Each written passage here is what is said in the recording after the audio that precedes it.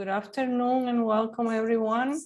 I'm Rosa Cabrera, Director of the UIC Rafael Cintron Ortiz Latino Cultural Center, better known as the LCC. Thank you for joining us in this Zona Abierta online presentation to celebrate Women's History Month. I would also like to thank our co-sponsors, the UIC Gender and Women's Studies and Latin American and Latino Studies program.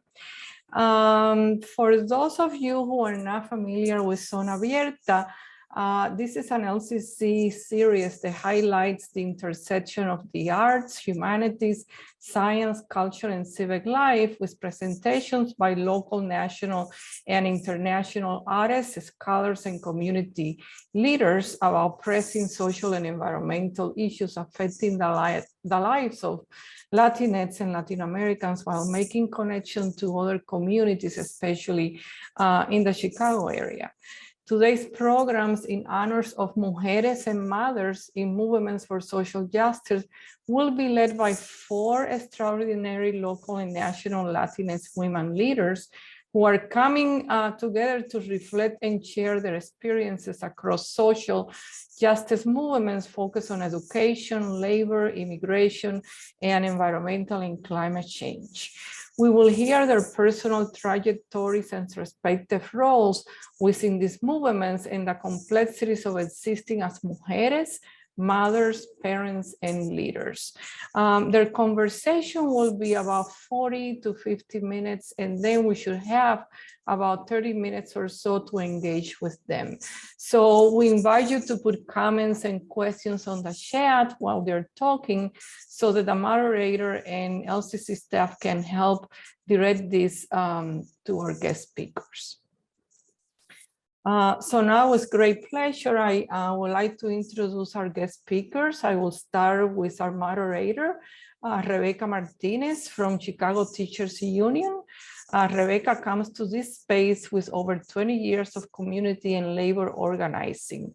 A daughter of Mexican immigrants who laid roots in Little Village, she was deeply impacted in 2001 when she witnessed members of her community rise up in a 19-day hunger strike to make then Mayor Daley fulfill his promise to build a new high school in Little Village. This was the beginning of her commitment to fighting for education justice. For the last 9 years, Rebecca has been an organizer and recently the director of organizing for the Chicago Teachers Union. This is a union of over 25,000 members who in the past 10 years has transformed into a social justice and racial justice union. Rebecca continues to live in Little Village with her spouse and 2-year-old child, doing what ordinary people are meant to do, make radical change. Our 3 panelists are Gabriela Marquez-Benitez, Viviana Moreno, and Evelyn Osorio. Gabriela Marquez-Benitez is a mama of 2 chiquitines currently living in Virginia. She is the chief director at Detention WatchNetwork, a national coalition of organizations and individuals seeking to end immigration detention. Gabriela was born in Chihuahua, Mexico, and migrated to Memphis at the age of 6. Coming from a family that has been directly affected by the detention and deportation machine, she has a strong commitment to immigrant community organizing. Gabriela is a graduate from the University of Memphis and obtained her master's degree in Latin American and Latino Studies here at UIC. Viviana Moreno is a community organizer and urban farmer in the city of Chicago.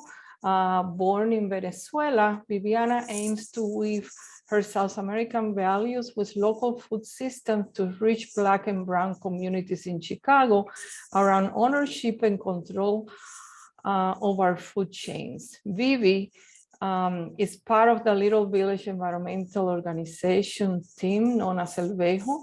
She's also one of 3 workers owners in the emerging Catatumbo Cooperative Farm. This is an evolving workers organization that cultivates and harvests affordable, nutritious, sustainable grown and cultural relevant products for Latinx, immigrant, people of color, and low-income neighborhoods in Chicago and surrounding community.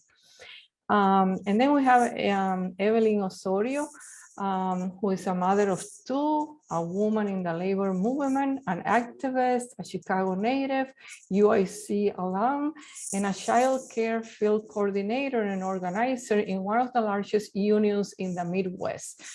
This is the Service Employees International Union, healthcare in Illinois, known as SEIU.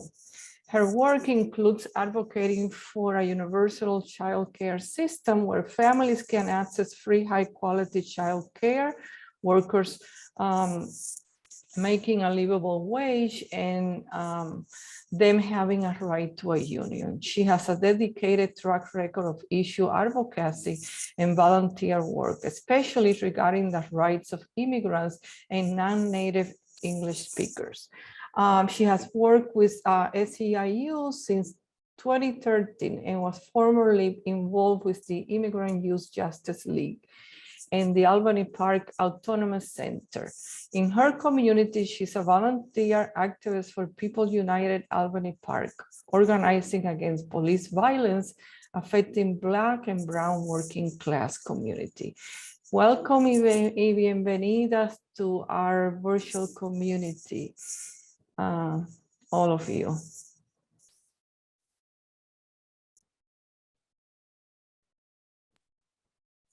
Thank you. Thank you, Rosa, for that. Hi, everybody. Again, my name is Rebecca Martinez. I'm with the Chicago Teachers Union, and I will be your moderator for today. And I'm actually really humbled and very honored to be invited to be the moderator for this panel and to be on the panel with such powerful women who I actually feel very much a personal connection to each one of you, whether through location, through Little Village, and the work that Vivi does in helping to transform our neighborhood and our climate, and personal relationships that I have with like Gabi and my union sister, Evelyn Osorio, which, you know, CTU and SEIU, HCII are actually very, very strongly aligned and allied or unions in the city of Chicago. So I'm very, very excited to be talking with all of you and to see such a beautiful little baby on the screen. So thank you. I do want to just say a little bit about myself. I know that I had a short introduction, but I do want to share a little bit about me and how I came into this work. And I hope that after that, I will call on the members of the panel to also say more about themselves. Again, I am from Little Village, born and raised there. My parents are Mexican immigrants. They were actually immigrants in the 70s and the 80s, undocumented immigrants in the 70s and the 80s. Worked in factories throughout my whole childhood, and later in the 2000s, my mom was actually a domestic worker for some time, and then a care provider, right? So she took care of senior citizens. So a lot of this work that you all do is very, very, very much deeply felt and experienced. So, you know, I really got into education work mostly like in my introduction, right? That like people in my community decided to take action to get what was necessary, which at that time was the promise for a new high school in an overcrowded neighborhood. And something that should have been basic, because another two schools were built, one Northside College Prep and Walter Payton Prep, that were also promised were built, right? And so they used our money to build those schools. And we know that those today are the best schools in the state. And so that really got me involved in education work, but also in really seeing the power of community and how as ordinary people, we are the ones who make a difference in this world. And really made me, I always felt like it was somebody else's role to do that, right? It was always somebody else who was better at speaking in public, taking action, doing something, right? And then that's when I felt the power of just being an ordinary person and rising to the occasion to fight and defend your community. And so that really was the initiation for me to really look at community organizing as a way to transform the education world, but also our communities.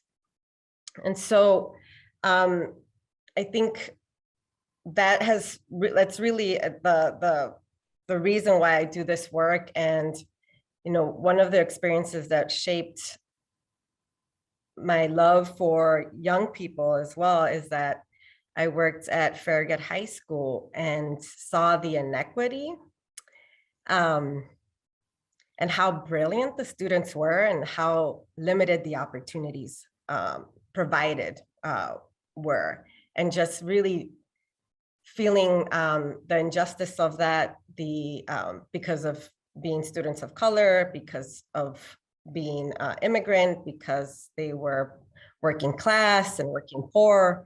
Like those were all the reasons why they were denied access to opportunities. And that really also played a huge role in wanting to pursue education justice work.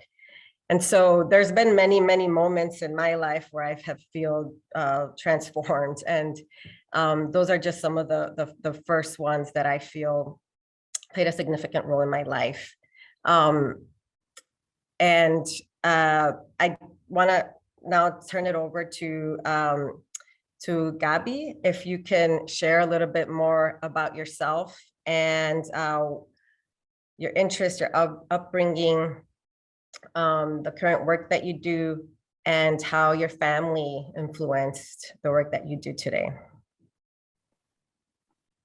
Yeah, hi everyone. Buenas tardes.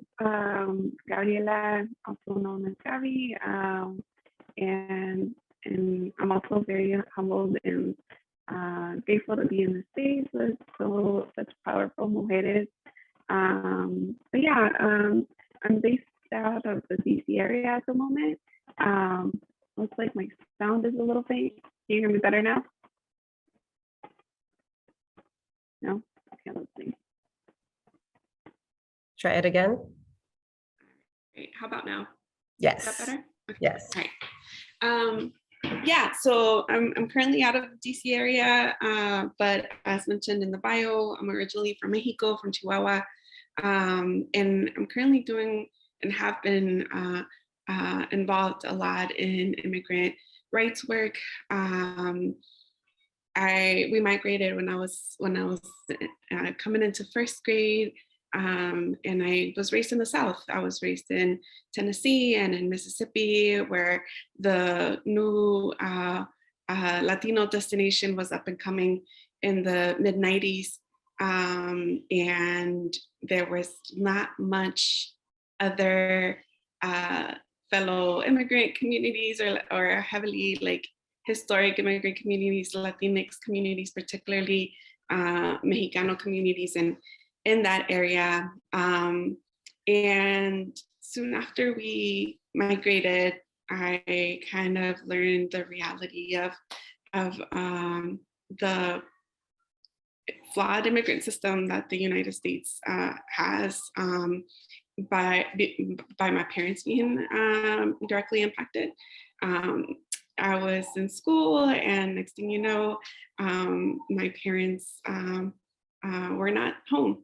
And it definitely, at the moment, I wasn't aware of what was going on being the eldest.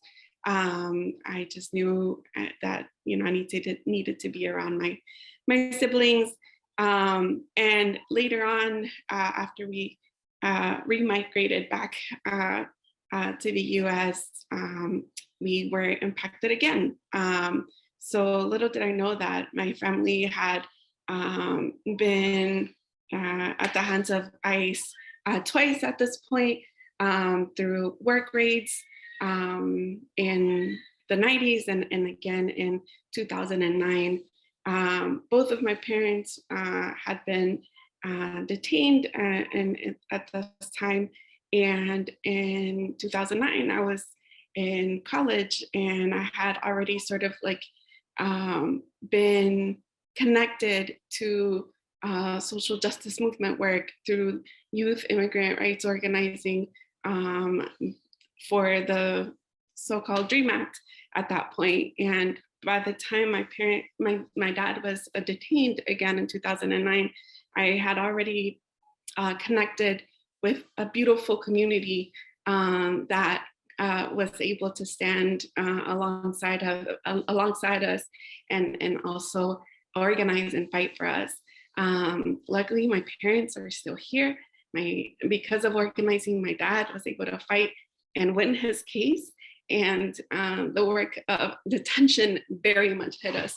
At that point, I became aware of the private detention system. I became aware of the many cages that exist within the US and how immigrants are incarcerated and how that impacts particularly our Black and Brown communities.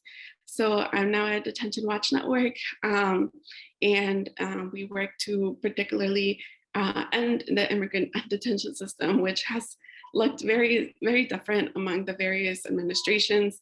And what hasn't changed is the willingness of our communities to fight, particularly in this space. I want to talk about the mothers that are fighting in that space. So I'll pause there and pass it on to Colega Evelyn. I was expecting to be last, but for me, I'm a mom of 2 kids and currently expecting my 3rd, and I think that, it's new for folks to know, and it's not new for some folks, but I think that for me, like, as a mom of 2 kids, knowing kind of like how my parents came into this country was like very crucial, and just like how I've seen them kind of navigate the systems that exist in the US. And like my parents were lucky enough to have some sort of status back, in the 80s. But both my parents came when they were teenagers, pretty much, right? That's what it was back then. My dad would even joke around, family members and buddies when I was smaller and say like, yeah, the thing is when you get caught by immigration, you just gotta lie and say you're older than 18. So they'll send you back and you don't fall into the system of, underage children end up in like a DCFS kind of different system, right? Versus getting just tossed back. And both my parents, like Rebecca's, factory workers, there was ICE called on my dad a few times and him kind of like using another door to get out as soon as he could. And it wasn't like a really viable thing to continue to work in factories, especially when you're like a vulnerable brown man who, is having difficulty just kind of saying yes to the people around you. And so for him, he kind of left the workspace maybe in his 40s and just started doing his own kind of entrepreneurship thing. And it's worked for him. But I think that, he was lucky enough. My mom, no. My mom continues to work at a meatpacking factory, right? Because that's kind of all she's known. And as much as I try to kind of push her away from it, she feels comfortable in this space, right? She has a union, she has benefits, and is going to continue to do that as long as like she can. And I think for me, my trajectory into organizing is a little bit different. I think because my parents, didn't struggle with immigration policies when I was growing up. I really didn't see that. I didn't recognize that until I was in high school and saw my friends who were undocumented and in high school and just figuring out college options. I mean, for me, it was kind of like, well, my brother's in college, my sister's in college, I'm going to go to college. And it seemed like my grades we're in a good direction. But at the same time, I was in one of the less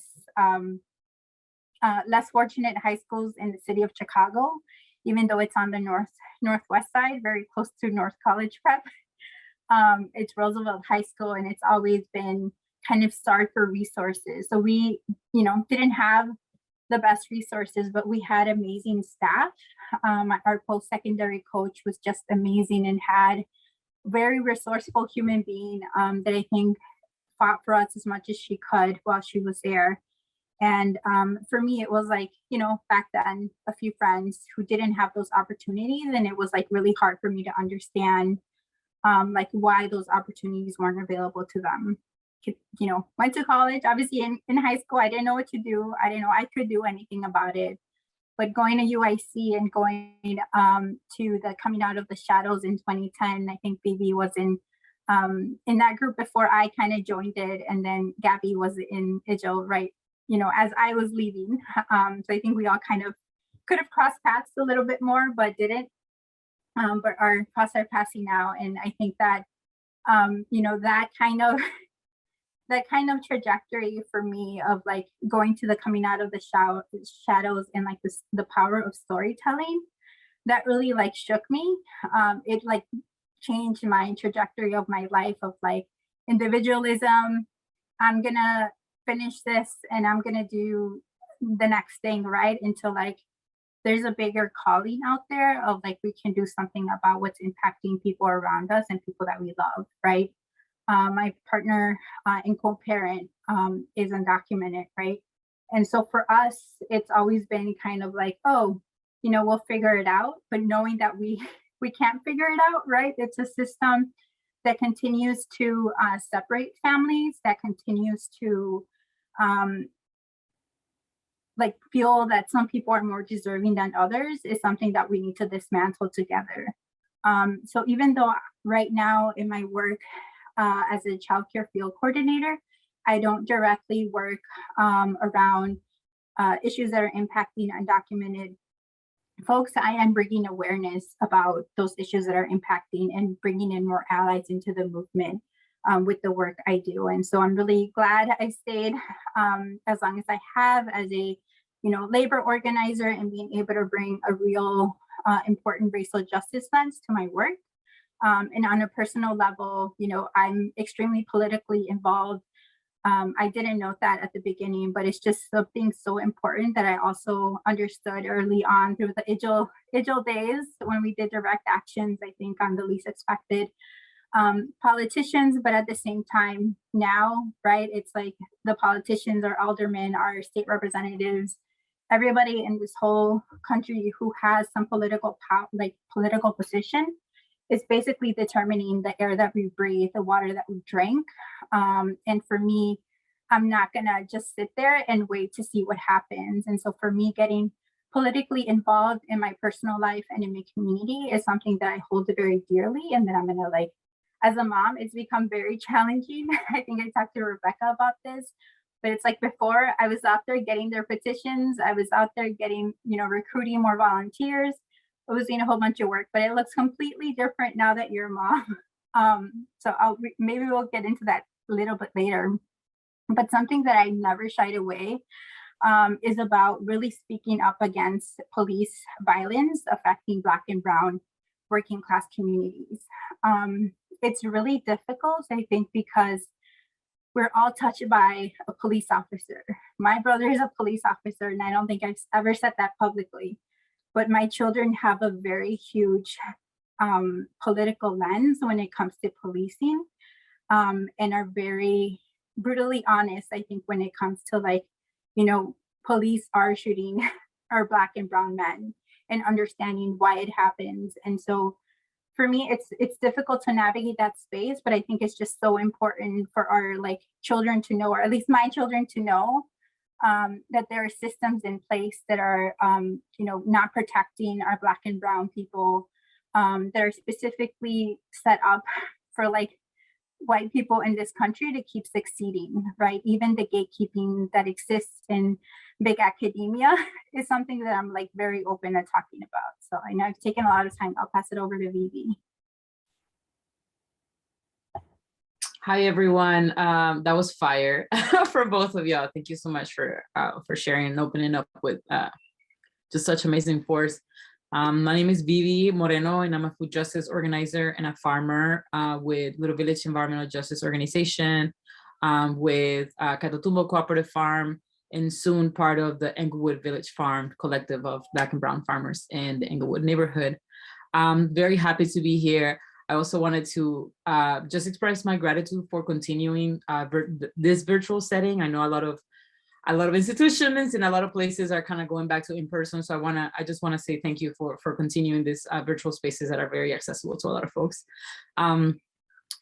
So I think from what I understood in the conversation is how we came to be, how we came to do this work, and how we were influenced by family. I am also an immigrant.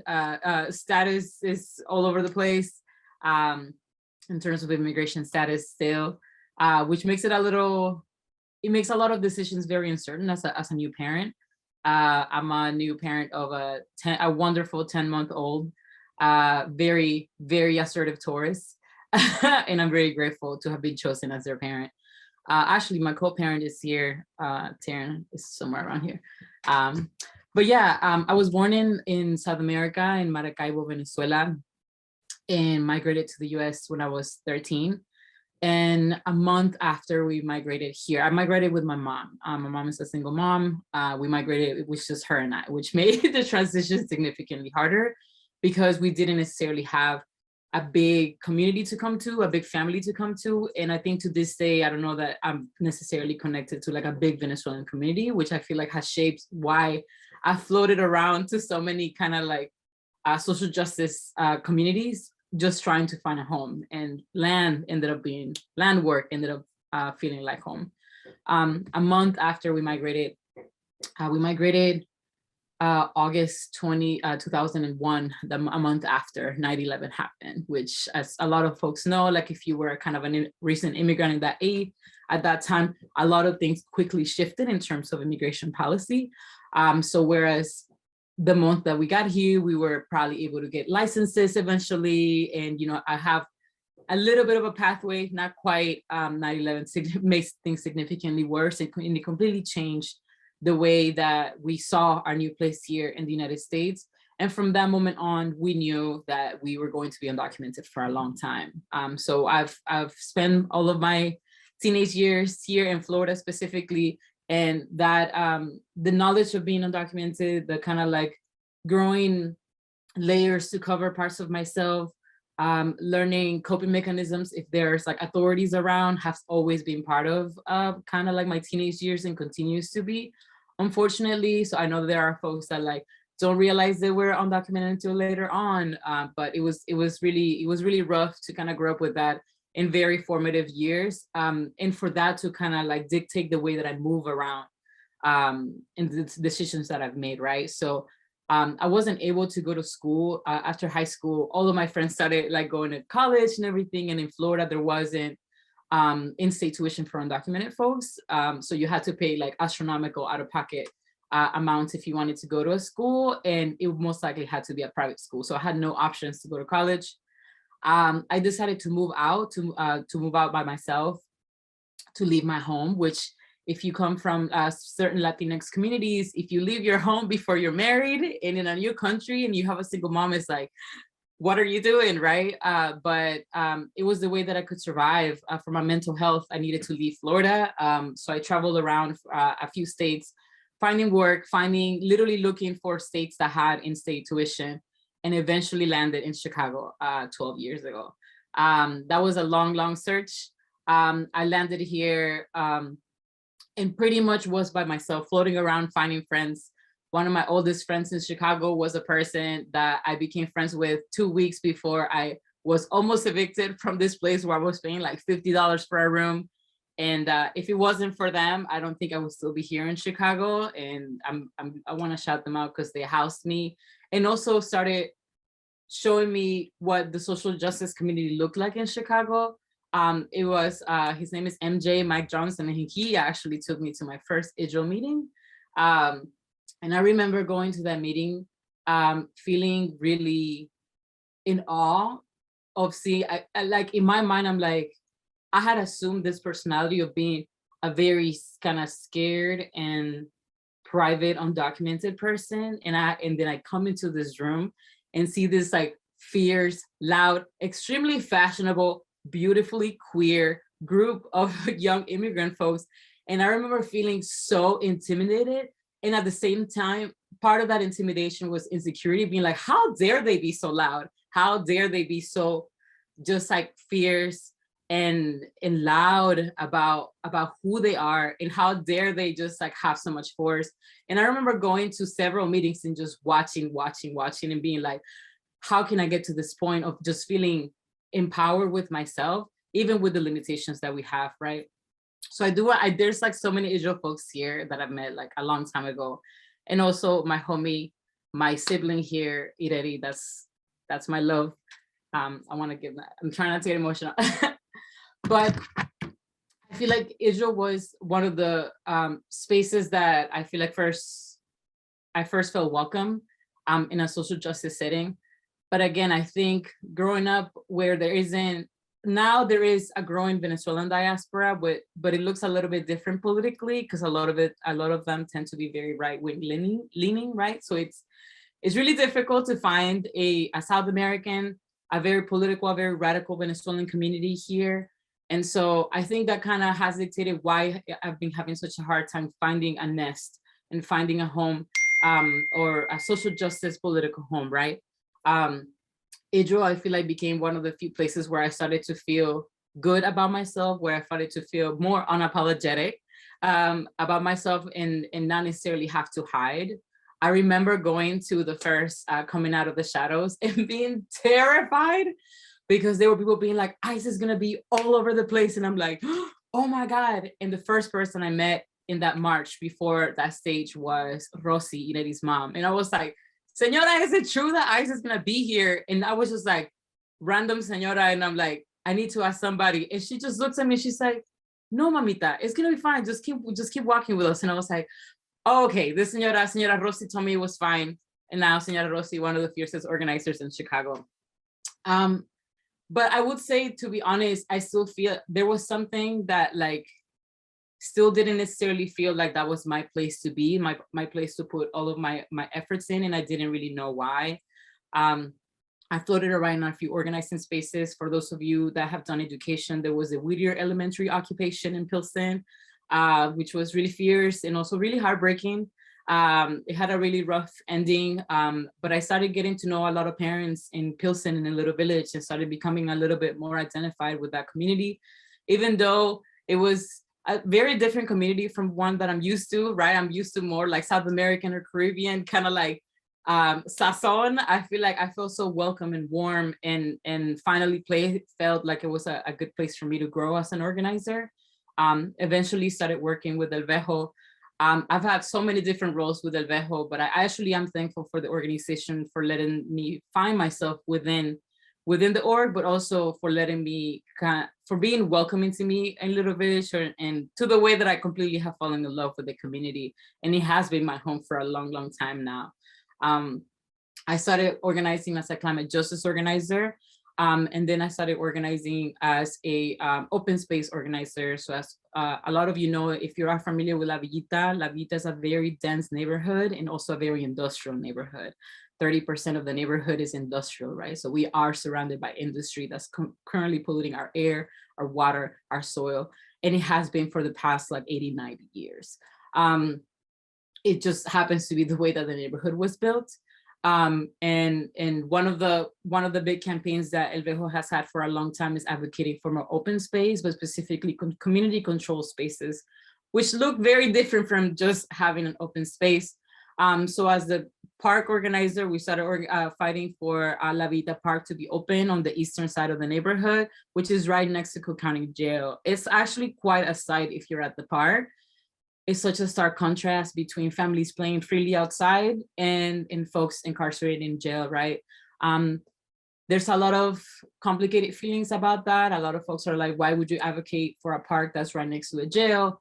And I feel like my response would always be like, there have been families living in front of that jail already for decades. Why shouldn't they also deserve to have open spaces as well? And eventually, right next to the park, there's a really beautiful place. It's a half-acre garden called Semillas de Justicia Community Garden. And that really was the place where I became a farmer, I became a gardener, and where I developed a love and devotion for working with the land. And I would say ultimately where I found my organizing home, which is in land sovereignty and advocating for folks to have community control of spaces. To me, land is where a lot of problems stem from. If community doesn't have access to land, but also community control of the land, a lot of really horrible decisions by local politicians happen, like harmful developments, like gentrification, like schools not being built when they need to be built, like funding not going to community programs the way they need to go. And so land justice is kind of where I found my home. The mothers from Semillas were the ones that first taught me how to plant flowers.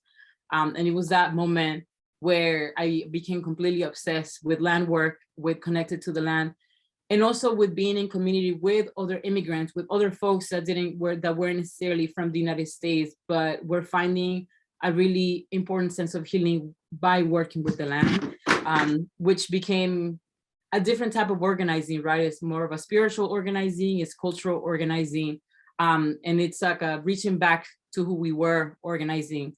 I have the honor to work with a lot of really amazing immigrant land workers that have really deep histories, specifically in Mexico and Central America, working the land organically and at length, and employing really powerful indigenous gardening and farming practices. And I'm really excited to be continuing to do that work now. Currently, we're trying to build more in terms of build more farms, and really transform what it means to work the land as immigrants. I feel like the only mirror that we have is of an exploited immigrant or folks that just don't have access to organic, healthy food, right? Or even the term clean food, which tends to be like, oh, it's organic, it's good for you, but it usually tends to have really horrible labor practices right behind it, right? So what does it look like to change our image of us working the land that is not tarnished by a harmful kind of legacy of being forced to work the land, of being forced to migrate so we can work the land and still not have access to food?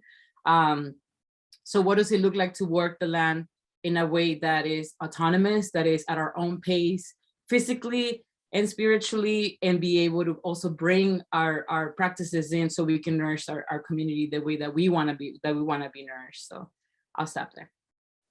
Thank you. Thank you. Wow, there were so many moments where listening to you all just felt a lot of the emotion, the pain, but also just so much love that it's really beautiful. There's like so many directions we can go, like so many themes to like pick up, but I do want to say, because everybody is connected to EJO apparently, my experience isn't of an undocumented immigrant, right? Yes, true. And not being a white American in this country comes with so much also, right? So a lot of the internalized racism is deep. And I want to say that like seeing EJO, right? And seeing the young people from EJO and like being, like Vivi said, being unapologetic and like daring to be bold, it was really probably some of the most powerful images that I had experienced that made me feel like it was okay to be bold. It was okay to speak out. It was okay to dare, to dream, to imagine, to do all the things that we have been told, whether you're immigrant or not immigrant, that we can't do. So I just really like the way that movements work, right? That movements really do transform beyond just the people who are part of that, right? That they really have transformed our psyche and the way that we feel about who we are and how we are part of this world. So just thank you to all the EJO folks who made us, who we are. I did want to there's a couple of threads that I want to poke at. I think there's a little bit of, where does our relationship with around race, right? In this within our context of organizing I heard a little bit of like, how do we negotiate our role as moms, women, activists, and, you know, and so I want to like take on those two threads, right? So I know that for me, I could do anything I wanted to before I had my child. And I could stay up super late working and could, you know, decide on a limb that I was going to go and to that protest. And I could stand face to face to a police officer, and that was going to be what I was going to do. And I can't exactly do that today. And so I'm just wondering, like, how becoming a mom has changed the way that you make decisions, what you decide to focus on. How do you decide? How has it changed the way that you organize? And do you feel like that it has hindered your involvement, or if it's like bolstered it, right? Bolstered your organizing skills and your vision and your heart has gotten bigger because of it? Like, what has been your experience with it? Evelyn, Gabi, Vivi, who wants to go next? Who wants to take a stab at it? Yeah, I can start off since I kind of mentioned it in my intro. So my kids, they're big now, and it's crazy to think that I have a 6-year-old. She turned 6 in February, and my son's 4.5. Looking forward to turning 5, and 1 on the way. So for me, I think when they were little, it was easy. I'm not going to say having a baby in your hand is easy. I'm just saying, like, you can keep them up at night and you can hang out with them, I think, after long meetings.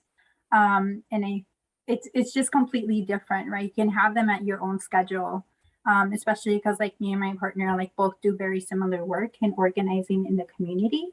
So it's like we would take turns kind of being a parent with our kids, like in a physical space, and like, okay, we got this. And then they became school age kids. And this is where, like, the headache comes in of, like, you do have to navigate what spaces you want to be in, or you can be in. You want to be in all the spaces that you were in before, but I think that you're a little bit more selfish with your time. And I think that people are more understanding about it. And honestly, I feel that because my children are growing up in community and in spaces where they're learning a lot of stuff that I wasn't, right, when I was growing up, I didn't have access to. I feel that as a mom, like, I'm doing the right thing, right? And so I think for me to continue to be in those spaces is kind of, I want to keep doing that, not just for myself, but for them, because you're learning, you know, a lot of more around what's fair and, like, calling out stuff where they see it being unfair. My daughter's really good at it. She also has an amazing kindergarten teacher who is really taking it upon herself to do, like, a Women's History Month and, like, really going above and beyond, learning about Ruby Bridges and Black History Month, and, like, really kind of breaking it down for children who are, like, 5 and 6, which I very fortunate enough, without even looking, for a teacher like that. I think my daughter kind of landed the jackpot, because I don't remember it growing up in elementary school or high school, like, any teacher kind of bringing up very important topics, but I think also very, what you can call, sensitive.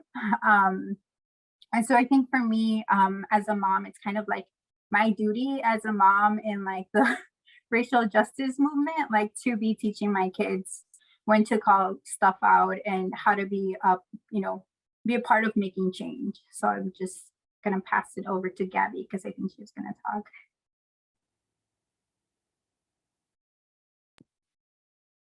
Thanks, Evelyn. Yeah, that's really hopeful to hear because I'm still very much new in the mom world and motherhood. So I have 2 children and un pequeñín that's 2.5, and this little one that's a month old now. So it's still very new. And also think like Rebecca and Vivian also, we hit motherhood in a very particular time of a pandemic. And I think that's also like another layer where at least I feel like I need to adjust in terms of like how my role has changed in movement spaces, how it's shifted. But similarly, you know, from being really engaged in work like petition drives and direct actions and like community-based building work, and those long meetings, right? By the time that we chose parenthood, I had been involved in community organizing work for about a decade. So my role had been very, very particular to that, although always learning, right? But I had also reached the point where I needed to shift my role, even before giving birth. And I think part of that is also being able to listen to yourself, listen to your body, listen to your mind. And I think what happened at that point is that I shifted from organizing to membership work at a national organization that's not very much like the direct community work that I had been used to. But soon after the pandemic hit, and although I was at DWN, my work has shifted, my role has shifted from organizing to membership work. I was still very involved in OCAD and organized communities against deportations, and the local work in LVEJO. And being at home with my abuelita, who was helping us, and as a role and something also to name in terms of mothering, that it takes more than it really does take a community. It really does take a village, and my abuelita was able to move in with us to help us out as Amaru was born. But because she's also immunocompromised, that was another layer to the pandemic, where, you know, at the peak of the uprisings, you know, I was not able to go out to the marches like I had been, right? I was not able to take my little one out to the streets, and everything became virtual, right? So I think one is still navigating coming into the phase of motherhood, to like navigating what that looks like in what is still very much a pandemic. and 3, also on top of that, also moving, right? Or continuing our migration journey from being in Chicago for almost a decade to moving to the DC area, and leaving my organizing familia and community behind physically, right? But I think part of that is also just recognizing that, like, mothering in the movement for me has been just beautiful and a challenge experience thus far, especially as we are unlearning as a collective, unlearning both like what society has instilled in us, and also like the traditional schools, right, has connected, has instilled in us. But becoming a mother during the pandemic, it has been often for me like connecting online with my community, and still very much finding a way to be involved and engaged where I can.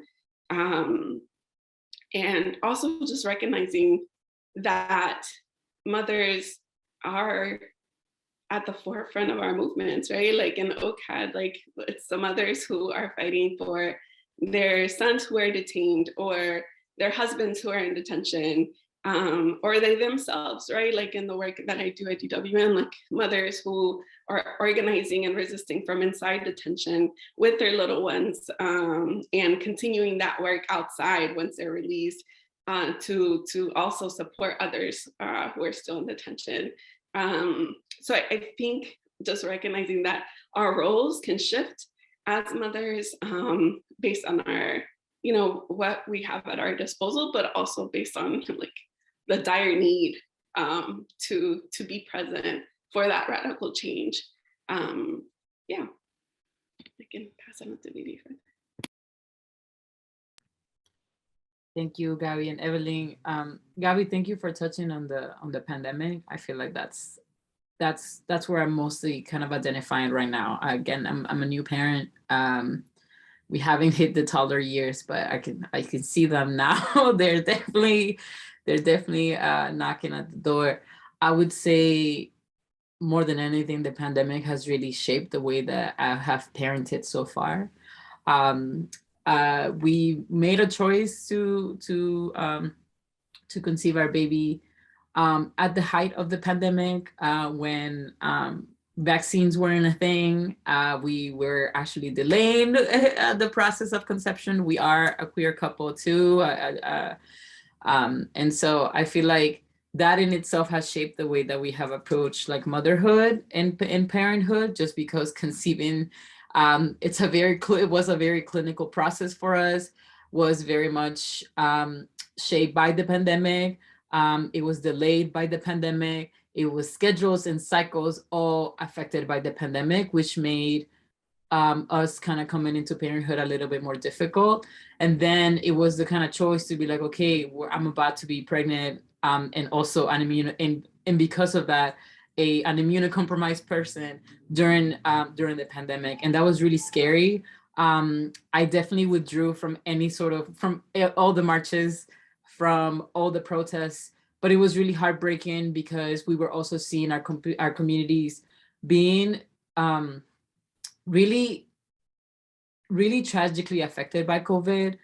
Specifically Little Village. A lot of the folks that we work with on the land, we ended up, a lot of them ended up passing away. A lot of the young people we work with, we kept hearing of their parents passing away. The few times we would convene in the gardens, we would hear about their mistreatment in hospitals, how a lot of them were fearing for their lives because personnel wouldn't speak Spanish, couldn't speak Spanish and refused to give them translation. A lot of fears of them coming back to the garden as a way to healing from feeling like they were gonna die because nobody was kind of looking out for them. So there was definitely a lot of trauma as a result of the pandemic. And that was all embedded in the food work, right? Like the food work was the place where we all convened and told these stories to each other while I was, cooking up a little baby. And so I would say that I was definitely, and I think I will be honest, I was definitely very scared about what was going to happen, and also seeing a growing resistance to community protection, like growing resistance to masks, right? As the pandemic kept getting worse, there was growing resistance to vaccines, growing resistance to protecting essential workers and paying people paying people living wages, and also seeing community members lose their jobs, not have access to food. I would say I found my place as a new parent and as a food systems working within the pandemic, right? So what I was able to tap into was emergency food access, which I had never done before. And so while we were trying to start a whole farm, and while my belly was growing big, we started this program called Farm for Familias and started delivering meals to families in Little Village in the South Side. So we also starting a lot more organizing with Englewood. and just to see how our communities can work together. And as if you are from La Villita or have been around La Villita, you also know there was a lot of really painful animosity against Black folks in La Villita last year, which basically woke a lot of folks up, and a lot of us really had to step up and do a lot of cross-community organizing and intra-community healing as well. We decided to do that through food. And I know it looks different. I know it's probably not seen, but that's you know, we all have a space in this giant puzzle, and I feel like that was our little piece. So we started working with Getting Grown Collective in Englewood, and with a few community chefs, and started delivering meals.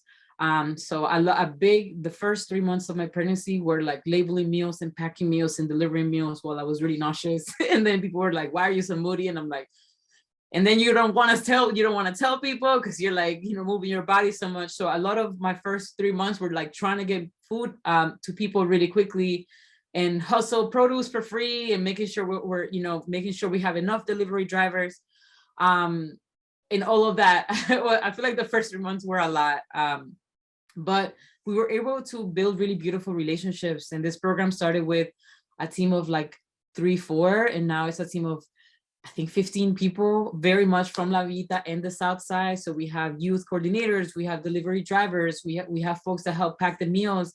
And we've actually been able to build these really beautiful relationships between La Villita and Englewood through food, through gardening, through food preparation, through recipe exchanges, through like young people just kind of like packing meals together and like handing out tamales to each other. So it has been really beautiful. But I would say that if it wasn't for that particular kind of like, if it wasn't for food and food work, I don't know that I would have stayed in organizing. I don't know that I would have stayed committed, specifically to like, I feel like there were a lot of things that require very rapid responses. And I felt that in my body that I couldn't. I started feeling a lot of fear.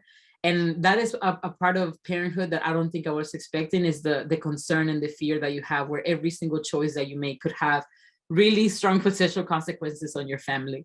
And I feel like that really kind of like, it came to me very strongly. And I would say the pandemic made it significantly worse. Now I have a 10-month-old. I feel like I'm still very wary of where I bring my child, but also looking forward to ways to stay connected with comunidad, specifically comunidad that don't necessarily have internet access, where Zoom isn't a thing, but still how do we build community with each other and build resilience with each other? And also for me to bring my child to this, to community that has seen me grow as well. I'm very much looking forward to that, but I don't know that I know yet what's the safest way to do it while protecting each other. So. Yeah, absolutely. I was kind of hoping to like take my child to my meetings and be like, take care of my child while I run this meeting. And like, that's not at all. It's like, we're like sheltering our child because they're not vaccinated.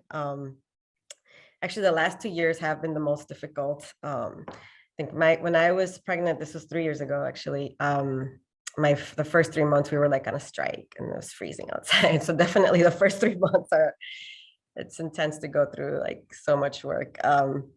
But I do think that the last 2 years has been really traumatic, just a lot. But something else that happened was the uprisings, right? Which is, there's also a lot of beauty in just the amount of rising up and the,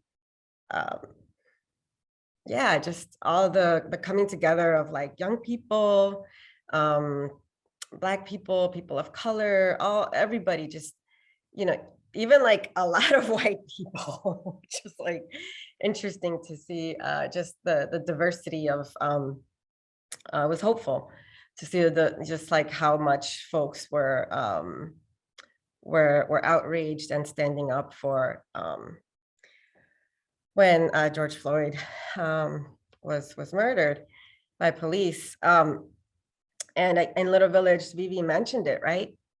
There was all kinds of stuff happening. Black and brown animosity was at its peak.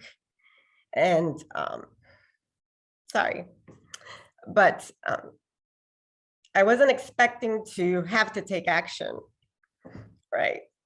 At the same time, there was an explosion in Little Village, right? So like Hilco, and honestly, I think like a lot of the times, like I see climate justice and I see it as something very beyond my immediate urgency, right? Or my immediate reality, right? Because there's so many other issues that are so much pressing in my everyday existence that can't even think how like in 10 years or 20 years, how, you know, there will be no like good, healthy environment for me or my children or anybody else. But when the Hilco explosion happened, I was like, oh shoot, like I knew we didn't have the best air quality in my neighborhood, but that was just like blatant racism by the part of the mayor, and in allowing that explosion to happen. At the same time, you know, there's like the uprisings happening, and I really, you know, I found myself having to take action with other members of Little Village, right, other community residents, and essentially like left my childcare to my partner, right? Like, here, take care of our child. I have to go to a meeting, and just like the support that I got from my partner, I think was really, really key in being able to also participate. So thank you all for sharing just like how much we give to the movement, to our work, to our community, to our children, to the children of others, and to really finding love and using that love to really transform and to breathe hope into the work that we do. And I'm not sure if we're at time with our panelists, and if we're opening up to questions and answers, but I think it's about that time. If somebody wants to tell me to keep going, I will keep going. Thank you, Rebecca. Hi, everyone. My name is Jorge. I use he and him pronouns, and I'm one of the staff members at the LCC. First, thank you to all of the panelists for sharing your personal trajectories and experiences with us so far. I don't think I'm alone in saying that your words and your stories have really moved us and given us plenty to engage with. We have about 15 minutes or so left. So as Rebecca was saying, we want to invite anyone who has a comment or a question to share. Please do so. Feel free to write your comments or questions in the chat, or feel free to raise your hand by using the reaction button on Zoom so that we could call on you. I see on the chat already some folks saying mucho agradecimiento to these four amazing women, mothers, and leaders, Vivi, Gabi, Evelyn, and Rebecca, for sharing your stories and powerful energy. Thank you so much. One of the questions that has come up is sort of looking at the country's COVID response and the current state of immigration, student debt, criminal punishment, abortion rights, et cetera, right? The list can go on. It's easy to feel sort of disillusioned. And Evelyn really made the point of how important it is to be politically involved, not just in voting, but outside of voting. So I think one of the questions is, how do you respond to folks who feel disillusioned by electoral politics? What other ways do you encourage folks to be politically involved?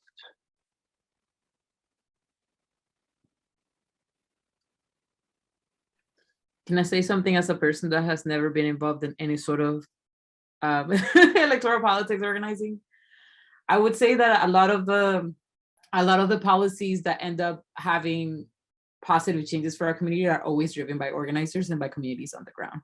Honestly, obviously there's layers and layers and layers of how any of that can become legislation, but all like any fight, any gain, anything at all is always driven by organizers on the ground, many of them parents, many of them folks that probably don't think that their little granito de arena, right, their effort that they're putting forth is not enough, but it's honestly is world shaping, is like neighborhood shaping, and it's policy shaping as well. I'm also shouting out fellow parent Juliana Pino, who's a environmental policy master here in the house. In that I just also want to shout them out as a fellow parent, but also as a person that directly organizes with community and then takes that into policy change, specifically as it looks for like, what does it look like to have clean air in our community? What does it look like to have to shift away from extractive economies that we see every day in LVEJO? What does it look like to advocate so all of the hundreds of lead water pipes in Chicago get changed? So there's a lot of that work, but a lot of that is always driven and directed by comunidad.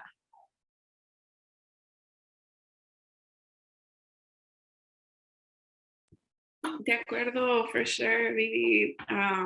I think also just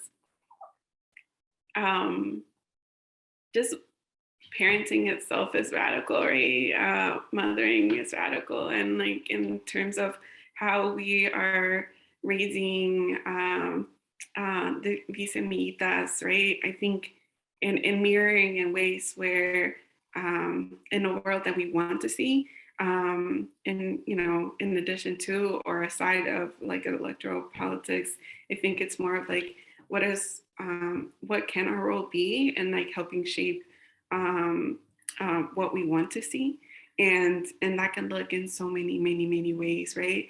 And I think it can be. I also want to shout out my mom who is on here, pero and just like being able to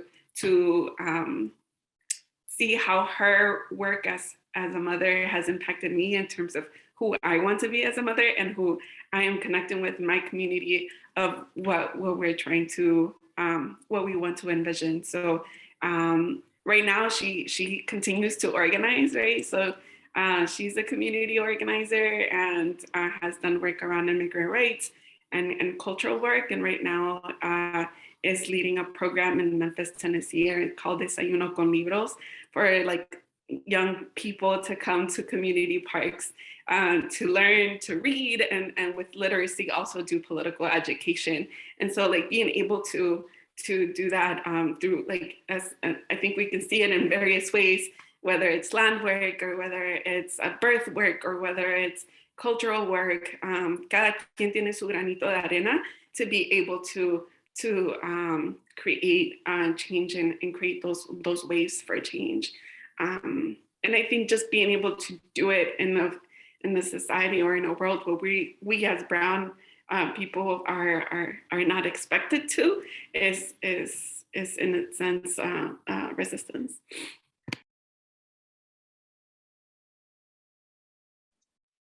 We have another comment from UIC students that says, you all are very empowering, especially understanding motherhood through a progressive versus traditional lens that a lot of us Latina daughters grow up in.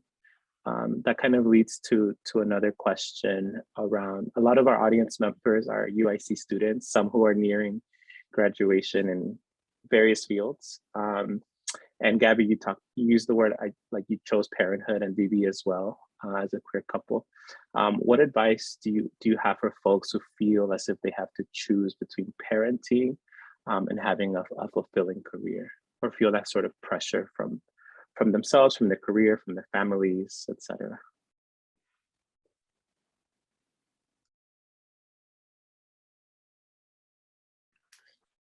I can share a bit, and I've said this to a few folks that I've talked to about, their potential journeys are as parents while holding multiple jobs and businesses and careers that are fulfilling, and that you can still kind of like keep your identity, right? Because that's a big part of parenthood, that you kind of start, like your identity starts floating up in the air for a little bit, and then you're trying to like catch back up to yourself and figure out who you are after you have a baby.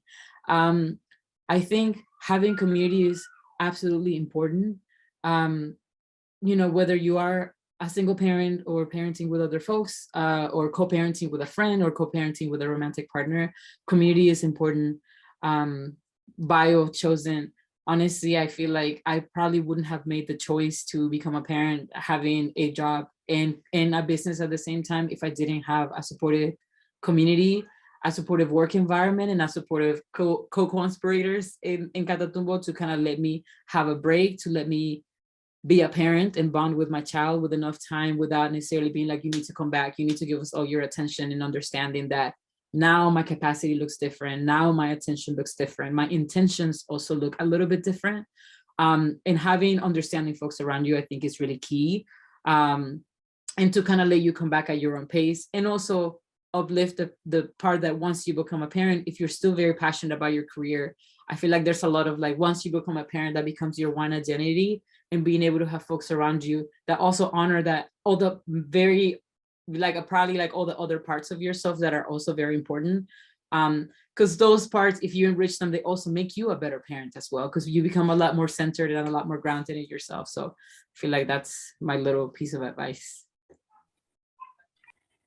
And I think similarly, I think we all have like a path. We had a different motherhood path. And I think that for me, you know, I didn't know if I wanted to be a mom. I think I talked to one of my coworkers who's on here now that I wasn't sure when I was like first with my partner, who early on knew that they wanted to be a parent. And I was just like, all right, that's cool.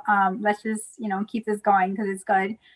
But the reality was I was still kind of finding myself, right? Even as I finished UIC, I was still trying to figure out what is it that was going to fulfill me, what was going to be my passion, where was life going to take me, right? Because you kind of finish undergrad and you have student loans and all this other baggage on you. And I think that for me, it really did take kind of finding myself and finding space to want to bring in another human being that I felt comfortable in, right? And I think that having that community and that family support, I work for a labor union that represents predominantly Black and Brown childcare workers, and I know how essential their work is, and I think the pandemic has shed a light on it.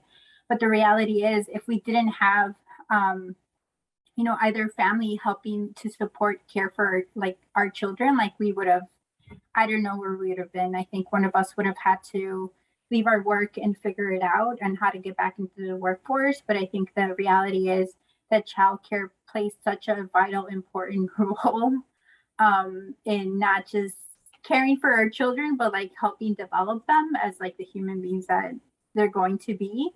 And so I just wanted to note that I think that we kind of, you know, I kind of found myself first and like who I wanted to be, and just like decided to bring another human being into the space. And I think I'm lucky that I had that opportunity and I was able to make that decision, because I know it's not for everybody. So it's just kind of my take on it. Can I just say I waited as long as possible to have a child. Like I pretty much waited till I was like, okay, this is probably should have it now, or I don't think this is ever going to happen. But you know, and then soon after I had my child, I actually ended up like I think a year later ended up getting promoted at work, right, and with added responsibility. And so I do feel like in some ways I didn't see myself with children. That wasn't my path. But you know, stuff happens, and very, very proud to have to be a parent. But I also felt like I was able to do the stuff that I wanted, and I think had kind of found my path before making that decision. And although I agree with Vivi, once you become a parent, like or a mother, your identity does get kind of tossed up in there, and you try to find out, you know, see where it lands. And I think that's the first year is extremely difficult when you're trying to figure that out.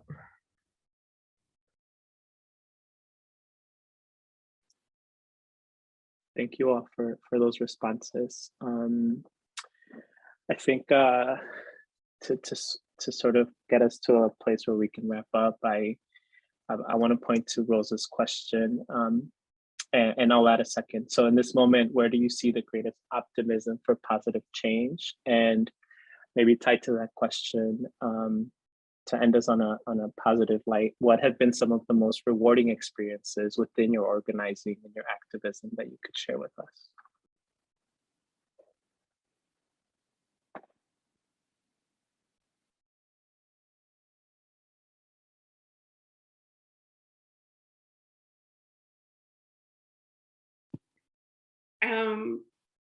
I think now as a parent, and even before becoming a parent, like for me, being in movement work and being able to see familias like fully engaged, like fully find and feel safe in space has been to exhibit their boldness, to exhibit like yeah, I think that has been rewarding and transformational. So I think I can think about an action that I think at this point we were still ELVEJO or maybe OCAD at that point, but there was an action outside of a detention center and where we cuffed ourselves to a bus, a deportation bus that was holding one of our community members who had been fighting his deportation case for months and months. And Octavio is his name. And Octavio, we knew about his case because of his family, because of his mother, who just shared his story over and over again and just was committed to seeing her son free. And at this action, I was one of the persons on the bus, and I could hear the stomping of people inside the bus, and I could hear the shackles hit the floor of the bus because they also wanted to see Octavio be with his mother. They also wanted to themselves be with their families. And that is something that I will always take with me because that image shows up in various ways. So that is one way, right? But I also see cases like Genoveva, who is a grandmother, who was also fighting to be released, right? And to be with her daughter and her grandkids, right? And I can also see just so many mujeres who are organizing inside the Huddle Detention Center in Texas, right? Who are speaking out against family separation and still connecting despite like retaliation and fear, speaking out after they've been released, right? So I think it's like this image, but in various transformation, various forms of it, of just like familia, whether it's blood family or chosen family, but really being able to connect as together and hold each other down, and I think and being able to do it because they know that they have community alongside them, right, to support them regardless. Yeah.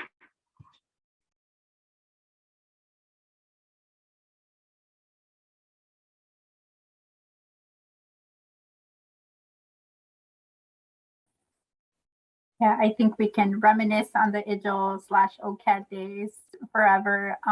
But I think for me, I remember so clearly, like the first strike that center workers had and I was like helping lead those efforts, and just like how drained you are, and you really want to see the workers like win. And at that time, my son was a few months old. And I remember pumping on my way to like different sites to see workers and talk to them. And just like that one day strike was like the worst climate bipolar Chicago weather ever.